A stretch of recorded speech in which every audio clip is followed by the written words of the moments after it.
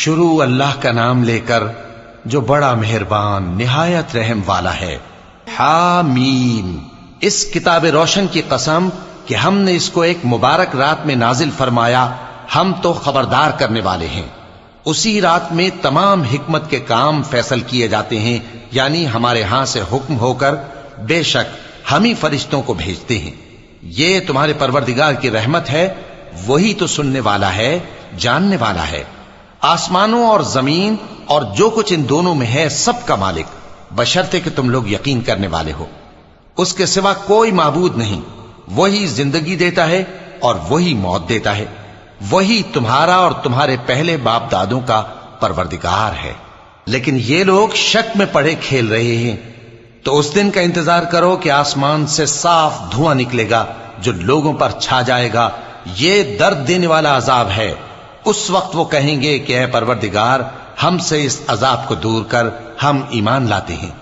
اس وقت ان کو نصیحت کہاں مفید ہوگی، جبکہ ان کے پاس پیغمبر آ چکے جو ہمارے احکام کھول کر بیان کر دیتے تھے۔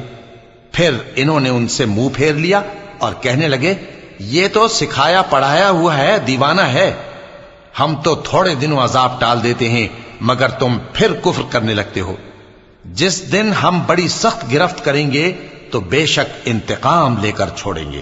اور ان سے پہلے ہم نے قوم فرعون کی آزمائش کی اور ان کے پاس ایک عالی قدر پیغمبر آئے جنہوں نے یہ کہا کہ اللہ کے بندوں یعنی بنی اسرائیل کو میرے حوالے کر دو، میں تمہارا امانت دار پیغمبر ہوں، اور اللہ کے سامنے سرکشی نہ کرو، میں تمہارے پاس کھلی دلیل لے کر آیا ہوں، اور اس بات سے کہ تم مجھے سنسار کرو، میں اپنے اور تمہارے پروردگار کی پناہ لے چکا ہوں، اور اگر مجھ پر ایمان نہیں لاتے تو مجھ سے الگ ہو جاؤ۔ تب موسیٰ نے اپنے پروردگار سے دعا کی کہ یہ نافرمان لوگ ہیں۔ اللہ نے فرمایا کہ اچھا، میرے بندوں کو راتوں رات لے کر چلے جاؤ، اور فرعونی ضرور تمہارا تعاقب کریں گے، اور سمندر سے کہ ٹھہرا ہوا ہوگا پار ہو جانا، تمہارے بعد وہ پورا لشکر ڈبو دیا جائے گا۔ وہ لوگ بہت سے باغ اور چشمے چھوڑ گئے اور کھیتیاں اور نفیس مکان اور آرام کی چیزیں جن میں وہ عیش کیا کرتے تھے۔ اسی طرح ہوا، اور ہم نے دوسرے لوگوں کو ان چیزوں کا مالک بنا دیا۔ پھر ان پر نہ تو آسمان اور زمین کو رونا آیا اور نہ ان کو مہلت ہی دی گئی، اور ہم نے بنی اسرائیل کو ذلت کے عذاب سے نجات دی، یعنی فرعون سے۔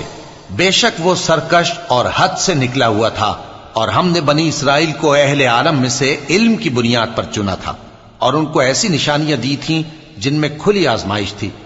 یہ لوگ یہ کہتے ہیں کہ ہمیں صرف پہلی دفعہ یعنی ایک بار مرنا ہے اور پھر اٹھنا نہیں، پس اگر تم سچے ہو تو ہمارے باپ دادا کو زندہ کر لاؤ۔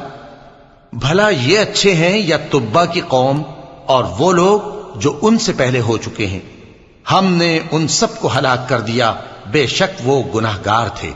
اور ہم نے آسمانوں اور زمین کو اور جو کچھ ان میں ہے اس کو کھیل کے لیے نہیں بنایا، ان کو ہم نے تدبیر سے پیدا کیا ہے، لیکن اکثر لوگ نہیں جانتے۔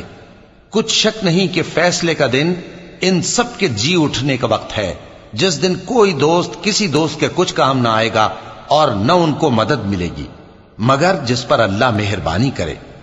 بے شک وہی غالب ہے، بڑا مہربان ہے۔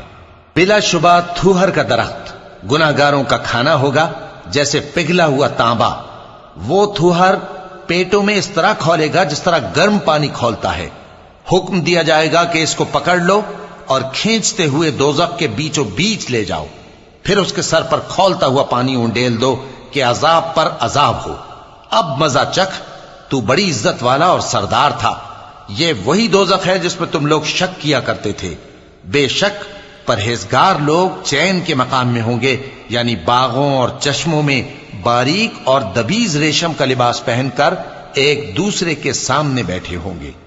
وہاں اس طرح کا حال ہوگا، اور ہم بڑی بڑی آنکھوں والی حوروں کو ان کی بیویاں بنا دیں گے۔